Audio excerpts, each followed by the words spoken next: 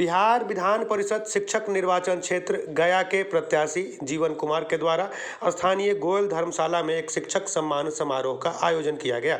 इस समारोह में संस्कृत के शिक्षकों को सम्मानित किया गया।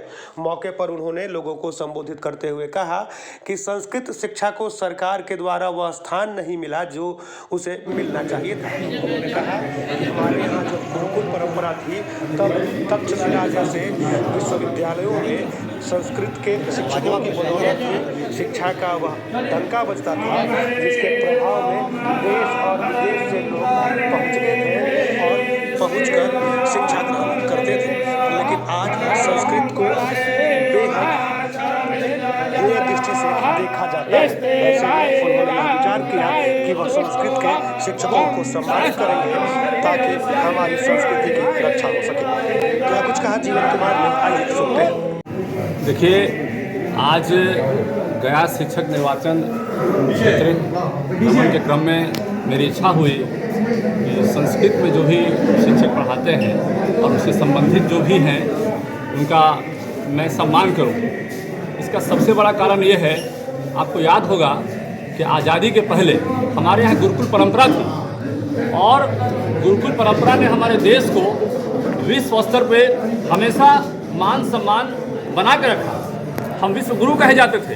हमारे यहाँ तक्षशिला थी और तक्षशिला में पढ़ने के लिए पूरी दुनिया से लोग आते थे, आपको ध्यान होगा। और आज उसके लिए हम तरस रहे हैं और उस तक्षशिला का कारण जो है, हमारे यही संस्कृत के जो गुरु हैं ये उनके मूल में थे। लेकिन आज उन गुरुओं का सरकार ने अपमान किया है। आज आप देखिएगा कि संस्कृत की जितनी भी शिक्षा है वो शिक्षण व्यवस्था को सरकार ध्वस्त करने का काम कर रही है। आज मंदिरों पर टैक्स लगाया जा रहा है।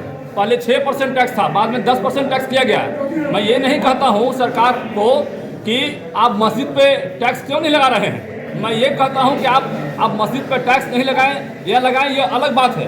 लेकिन मैं ये कह रहा हूँ कि आपको हिंदू धर्म के जितने भी धर्म बड़े स्थल हैं आप उस पर टैक्स क्यों लगा रहे हैं। आप गुरुकुल की परंपरा को नष्ट क्यों करना चाहते हैं। आप संस्कृत के सिस्टम को ध्वस्त क्यों करना चाहते हैं। आपको ध्यान होगा कि मदरसा और संस्कृत अभी कुछ दिन पहले तक की व्यवस्था है कि एक लाइन पर चलती थी, लेकिन बाद में नीतीश कुमार ने, माननीय मुख्यमंत्री जी ने मदरसा में जो भी पढ़ने वाले व्यक्ति हैं उनके लिए सरकारी नौकरी की व्यवस्था कर दी और संस्कृत में पढ़ने वालों के लिए कोई विशेष व्यवस्था नहीं की। आप ध्यान होगा कि इंफ्रास्ट्रक्चर की बात करें तो जितना भी पूरे हिंदुस्तान में, खासकर मैं बिहार की बात करता हूँ, तो उनकी जो व्यवस्था है आप उसको दुरुस्त करने पर पड़े हुए हैं और हमारी व्यवस्था को ध्वस्त करने में पड़े हुए हैं। आखिर आपकी मंशा क्या है, आप चाहते क्या हैं।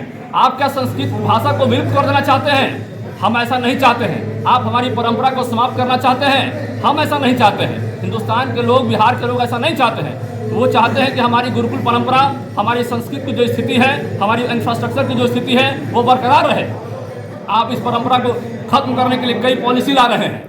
धीरे धीरे दीमक की तरह वो पॉलिसी हमारी परंपरा को, हमारी संस्कृति को समाप्त करने के पर तुले हुए हैं। हम आपसे आग्रह करना चाहते हैं आपके मंच के माध्यम से कि आप सरकार हैं, आप ऐसा ना करें।